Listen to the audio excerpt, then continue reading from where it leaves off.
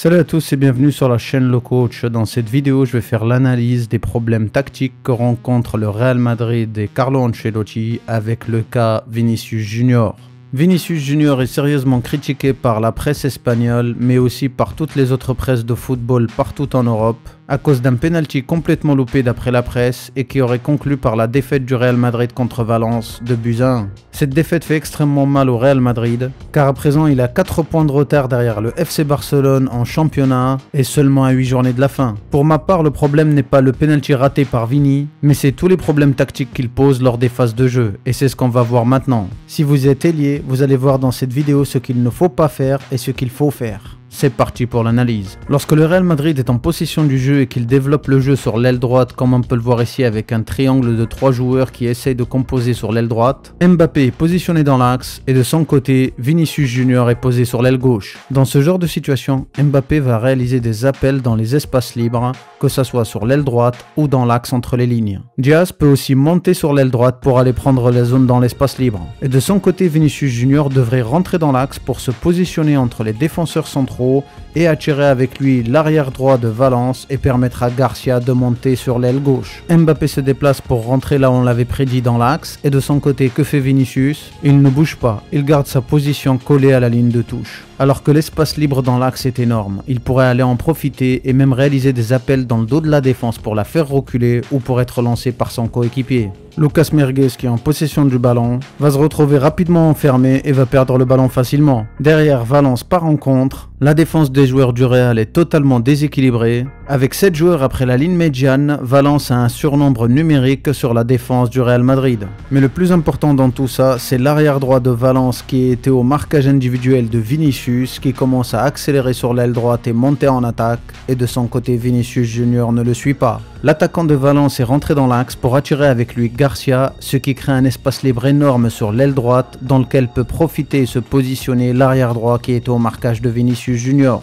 Le numéro 10 en possession du ballon aurait dû servir l'arrière droit sur l'aile droite, mais il sert un coéquipier dans l'axe. Le coéquipier temporise. Comme vous pouvez le voir, tous les coéquipiers autour du joueur lui disent de jouer sur l'aile droite, que ce soit les deux devant lui qui lui font signe des mains ou que ce soit le joueur qui est dans son dos qui lui fait aussi signe des mains d'aller jouer sur la droite. Avec autant de joueurs qui lèvent les bras et qui crient pour dire joue sur l'aile droite, le déséquilibre est sur l'aile droite, Vinicius finit par revenir car là c'était trop cramé. Ce type de situation va se produire à plusieurs reprises, comme sur cette action où on peut voir à nouveau que Garcia est pris par 2 joueurs, l'attaquant qui rentre dans l'axe et qui l'attire avec lui, et de son côté l'arrière droit qui monte pour se positionner en tant qu'ailier droit. Vinicius devrait descendre pour couper cette connexion entre les 2 joueurs, mais il n'en est rien. Mais encore une fois, les joueurs de Valence ne jouent pas directement sur l'aile droite et font des petites combinaisons avant de trouver l'arrière droit sur l'aile droite, ce qui permet au milieu du Real Madrid d'avoir un tout petit laps de temps pour revenir. Ce petit laps de temps pris par les joueurs de Valence donne un peu d'air à la défense du Real Madrid. Mais ça sera pas le cas contre les grosses équipes qui eux vont immédiatement chercher l'endroit où c'est déséquilibré. Et d'un point de vue offensif, Vinicius Junior ne fait aucun effort. Lorsque le jeu est sur l'aile droite et que Vinicius Junior maintient sa position collée à la ligne de touche sur l'aile gauche, l'axe d'attaque du Real Madrid devient complètement vide, sans aucun joueur du Real. Et même si on essaie de revenir sur l'aile gauche de Vinicius ne bouge toujours pas et c'est Garcia qui est obligé d'accélérer pour aller rentrer dans l'axe et se positionner dans l'espace libre pour faire reculer les défenseurs centraux adverses. Et de son côté, Vinicius continue de marcher pour descendre et se positionner en tant que milieu aux côtés de Modric. Le rôle de Modric est de trouver la passe clé pour lancer ses coéquipiers dans le dos de la défense adverse. Il n'est pas là pour faire des passes latérales avec Vinicius. Alors Vinicius qui demande le ballon ne le recevra pas et Modric préférera lancer en profondeur Garcia dans le dos de la défense. Mais le ballon sera trop lent pour Garcia. Voici une autre action, le Real Madrid essaye de combiner dans l'axe pour déstabiliser la défense adverse. Avec un nouveau Modric qui va venir chercher Valverde pour chercher Bellingham dans l'axe avec Mbappé. Et lorsque Bellingham reçoit le ballon, il arrive à se retourner pour être face au jeu. Et devant lui, j'ai dessiné la zone où doivent se trouver tous ses coéquipiers en attaque. Car c'est dans cette zone qu'il faut faire les appels et c'est là où il y aura le jeu. Mbappé est bien positionné. De son côté, Brahim Diaz sait qu'il est légèrement en retard et c'est pour ça qu'il accélère pour rentrer dans la zone et en même temps prendre la profondeur. Et où est Vinicius? Il est dans sa position sur l'aile gauche sur beIN Sport Live en train de regarder le match en méga HD. Bellingham réoriente le jeu sur Vasquez sur l'aile droite et comme on peut le voir en haut sur l'aile gauche, Vinicius Junior n'est pas content et montre son mécontentement en levant les bras. Le jeu se développe sur l'aile droite et de son côté Vinicius Junior reste toujours sur l'aile gauche, il lève toujours les bras pour demander le ballon alors qu'il est totalement seul sur son aile. Et lorsque Bellingham arrive à trouver Modric qui lance Vasquez dans le dos de la défense sur l'aile droite, Vasquez qui centre dans la surface de réparation et où se trouve Vini, j'ai dessiné exprès la zone au second poteau pour montrer normalement où devrait être la position de Vini dans cette situation. Encore une autre action où le jeu se développe à nouveau sur l'aile droite avec Vasquez qui accélère, Vini garde sa position sur l'aile gauche et de son côté Mbappé accélère dans l'axe pour demander le ballon en profondeur dans le dos de la défense et il est servi par Lucas Vasquez. À nouveau au second poteau on devrait retrouver Vinicius mais il n'est toujours pas là. Sous cet autre angle, on peut le voir clairement, Vinicius ne fait aucun appel, il bouge pas, il attend le ballon dans ses pieds. Alors qu'en réalité, il devrait accélérer et faire des appels sur l'aile gauche tout en rentrant dans l'axe pour être dans la surface de réparation. Sur cette action, on voit clairement que les trois milieux madrilènes sont au marquage des trois autres milieux adverses. Et lorsque l'adversaire plonge dans le dos de Bellingham pour recevoir le ballon, Bellingham revient rapidement sur lui pour lui fermer la possibilité d'avancer dans l'axe, mais immédiatement lui s'oriente vers l'aile droite pour aller chercher son coéquipier qui est totalement seul sur l'aile droite. Regardez l'espace libre dont il profite car l'attaquant est rentré dans l'axe pour attirer Garcia vers l'intérieur. Et où se trouve Vini qui est censé couvrir cette zone, il se trouve à 24 mètres du milieu Valverde et 30 mètres de l'arrière gauche Garcia, ce qui laisse énormément le temps à l'adversaire pour mettre en danger la défense du Real. Et c'est ce que l'on voit ici sur l'aile gauche madrilène avec trois adversaires qui sont en surnombre sur les deux autres joueurs du Real. Et lorsque le Real Madrid récupère le ballon et essaye de partir en contre-attaque rapidement, Vinicius reste autour du porteur du ballon car il veut le ballon dans ses pieds. Alors qu'au contraire Valverde ne perd pas de vue la cible, il cherche quelqu'un à lancer en profondeur dans le dos de la défense adverse et profiter de la contre-attaque. Et c'est ce qu'il fait avec un long ballon, il lance Mbappé dans le dos de la défense adverse. Et de son côté Vinicius est très reculé et il est forcément en dehors de l'action. Mbappé accélère et rentre dans la surface et se fait faucher et obtient un penalty. Sous cet autre angle, on voit ici lorsque le Real Madrid a récupéré le ballon et part immédiatement en contre-attaque, il y a deux espaces libres dans lesquels les attaquants du Real devraient plonger. Vinicius de son côté ne prend aucune profondeur et reste focalisé sur le porteur du ballon pour demander le ballon à 5 mètres de lui. Alors que de son côté Mbappé lui déclenche la première pour prendre de la profondeur, ce qui donne un signal à Valverde de lancer en profondeur. Mbappé ici est actif alors que Vinicius est passif. Mbappé est lancé et il obtient le penalty.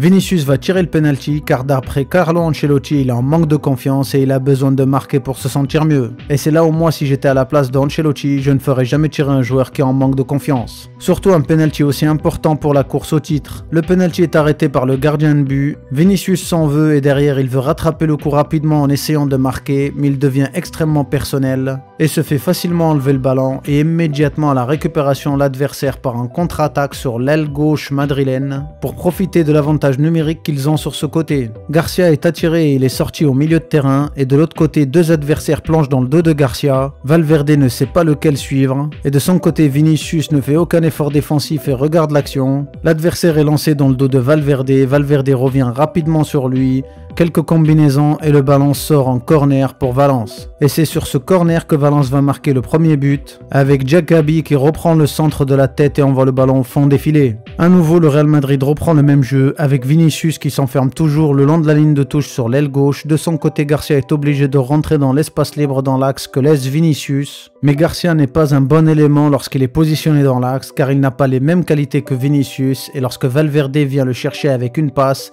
il a beaucoup de mal à contrôler dans cette situation et il se retrouve rapidement envahi par les adversaires autour de lui et il perd le ballon. Autre chose que je souhaite montrer car je trouve ça aberrant, le Real réalise un pressing sur Valence et l'adversaire est obligé de dégager le ballon est remis de la tête par Valverde vers la zone où se trouve Vasquez.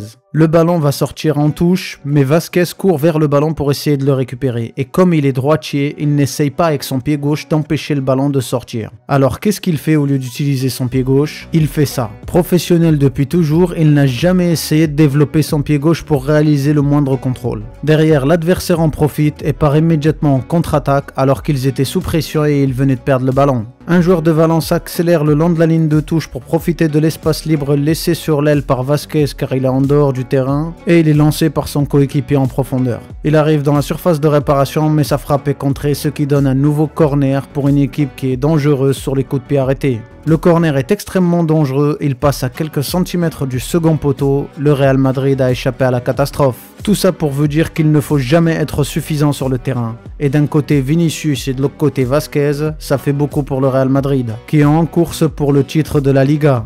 A nouveau, les joueurs du Real essaient de développer le jeu dans l'axe entre Mbappé et Bellingham, mais toujours Vinicius ne rentre pas dans l'axe et c'est Garcia qui rentre pour essayer d'apporter du soutien. Vini attend le ballon sur l'aile gauche, Bellingham est enfermé alors il décide de le servir. Et que fait Vini? Il combine pas, il joue perso, il essaie de dribbler son adversaire mais il se retrouve bloqué. Et lorsque les choses se font normalement et Vinicius rentre dans l'axe et que Garcia à ce moment-là prend la ligne de touche pour se transformer en ailier, Modric à ce moment-là n'hésite pas à jouer sur l'aile gauche. Et à nouveau Vinicius, au lieu de rester dans la surface de réparation, va s'enfermer sur l'aile gauche, il reçoit le ballon et réalise ses petits gris-gris dans un coin enfermé, puis il centre un mauvais centre qui sort dehors en 6 mètres. Encore une autre action où Vinicius s'enferme à nouveau sur l'aile gauche et on va venir chercher Mbappé dans le dos de la défense qui sera servi en profondeur. Et les joueurs qu'on voit dans l'axe qui accompagnent l'action d'un point de vue offensif, c'est toujours Bellingham et Brahim Diaz. Pas de signe de Vinicius. Voici une autre action où encore une fois Vinicius qui est rentré dans l'axe et Garcia qui est resté sur l'aile gauche va venir sortir pour se positionner à nouveau dans cette mauvaise position en tant que milieu relayeur et il va y rester et de son côté Modric va préférer développer le jeu de l'autre côté ou dans l'axe et de son côté Mbappé va venir combiner avec Brahim Diaz dans l'axe ou avec Bellingham. Et ici sur cette action il combine avec Diaz, ce qui donne une grosse occasion pour le Real Madrid d'égaliser. Voici une autre action où le Real Madrid essaye de partir en contre-attaque, Mbappé est descendu pour récupérer le ballon en pivot puis immédiatement il accélère, de son côté l'axe est totalement vide, Vinicius maintient sa position sur l'aile gauche, il essaye pas de rentrer dans l'axe, ce qui est totalement stupide car il faut aller vers le but pour marquer et non au poteau de corner. À un moment, Vinicius fait feinte d'accélérer pour rentrer dans l'axe, puis il revient à sa position sur l'aile gauche. Sans aucune course en profondeur dans l'axe, la contre-attaque est morte dans l'œuf. Mbappé est obligé de servir Vinicius sur l'aile gauche. De son côté, Bellingham, qui est intelligent tactiquement, commence à accélérer dans l'axe pour rentrer et se positionner dans la surface de réparation. Mbappé lui fait même signe d'y aller. Vinicius commence à faire ses gris-gris sur l'aile gauche, puis il essaie d'accélérer pour déborder l'adversaire, mais il n'arrive pas à centrer car l'adversaire a bien fermé et la défense récupère le ballon. Regardez le désespoir de Bellingham et d'Mbappé dans la surface de réparation. En seconde période, Vinicius a clairement une position dans l'axe autour d'Mbappé et Garcia s'est positionné sur l'aile gauche. Carlo Ancelotti a dû forcément lui tirer les oreilles à la mi-temps. Valverde reçoit le ballon en tant que milieu relayeur gauche qui est dans la bonne position et très intelligemment, sans contrôle, il lance en profondeur Vinicius. Vinicius à nouveau gère mal sa course et se retrouve enfermé sur l'aile, mais il arrive quand même à centrer et le gardien la repousse en corner. Et c'est exactement grâce à ce corner que Vinicius va marquer. Le corner est joué au second poteau et Vinicius Junior envoie le ballon au fond des filets un partout. Malgré la prestation médiocre de Vinicius Junior, il a réellement de la chance de pouvoir au moins marquer. Mais après ce but, Vinicius retombe dans ses travers et à nouveau il vient s'enfermer sur l'aile gauche et Garcia se retrouve obligé d'accélérer pour rentrer dans l'axe avec le ballon. Garcia réalise le travail que devrait réaliser Vinicius en combinant à l'entrée de la surface de réparation avec Mbappé en 1-2. Mbappé le sert en profondeur, Garcia reprend le ballon rapidement d'un centre en retrait. Mbappé reprend le centre mais sa frappe passe à côté. Et où est Vini ? Comme depuis le début, il védie le match. Encore une autre action, Vinicius reste collé à la ligne de touche sur l'aile gauche. Le ballon revient en arrière à Valverde. Rodrigo qui est rentré en cours de match. Regardez ce qu'il va faire. Il a la même position que Vinicius mais sur l'autre aile. Et comme c'est un génie tactique, il accélère pour rentrer dans la surface de réparation tout en rentrant dans l'axe. Ce qui fait reculer la défense et fait rentrer l'arrière gauche adverse dans la surface de réparation et libère l'aile droite madrilène pour que Lucas Vasquez puisse glisser dans l'espace libre. Et il est servi par un long ballon de Valverde. Les différents mouvements des joueurs a permis de libérer de l'espace et de pouvoir trouver un coéquipier dans l'espace libre, simple, efficace et rapide. Vasquez peut déborder pour centrer dans la surface de réparation, mais il se retrouve enfermé rapidement. Et de son côté, l'espace libre dans l'axe au second poteau, il n'y a personne. Voici encore une autre action où Vinicius reste collé le long de la ligne de touche et au lieu d'accélérer pour rentrer dans l'espace entre les deux défenseurs, et attirer avec lui à ce moment-là l'arrière vers l'axe et laisser Garcia monter le long de la ligne de touche. Il reste dans sa position, alors qu'ici dans l'axe, comme on le voit, Rodrigo fait des appels en profondeur, ce qui fait même tomber les défenseurs centraux et qui sont obligés de reculer. Voici une autre action où les joueurs du Real Madrid essaient de trouver des solutions pour déstabiliser le bloc défensif adverse, avec ici Modric qui arrive à trouver la passe pour relancer Mbappé dans le dos de la défense adverse. Comme on le voit ici sur l'aile gauche, Vinicius était toujours dans les plates-bandes de Garcia puisqu'il ne veut pas lâcher sa position le long de la ligne de touche. Et de son côté, la zone d'espace de jeu, elle est dans l'axe, dans laquelle est en train d'accélérer Valverde pour se positionner et attendre la passe d'Mbappé. Mbappé va accélérer, va se retrouver un peu plus haut. Et la zone de jeu où doivent se positionner les attaquants, c'est dans la zone devant la ligne des buts adverses. Vinicius essaye de revenir pour se placer, mais c'est trop tard.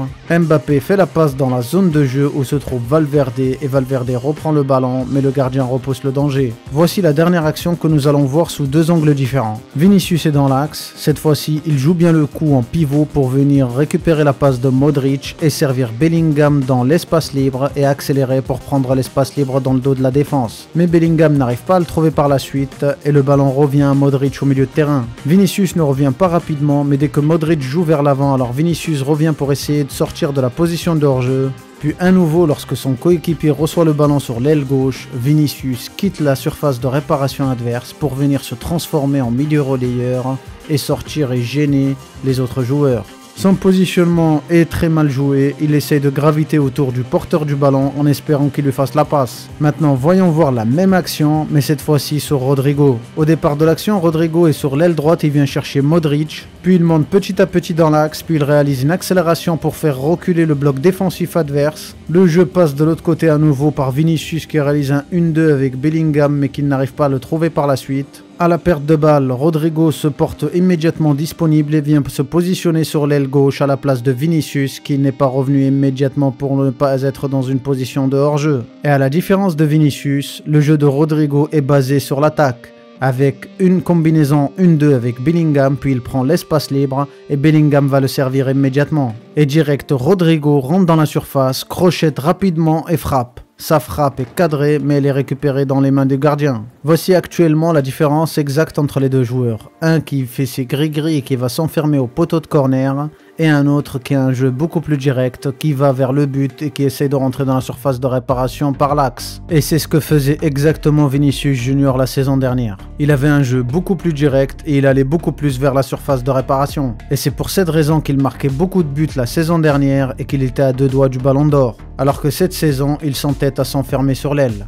Ce qui est totalement bête. Est-ce que l'arrivée d'Mbappé a quelque part psychologiquement bloqué un peu Vinicius? Je vous laisse me répondre à cette question dans les commentaires, à partager et à liker. Et moi je vous dis à dans une prochaine analyse et une prochaine vidéo. Ciao!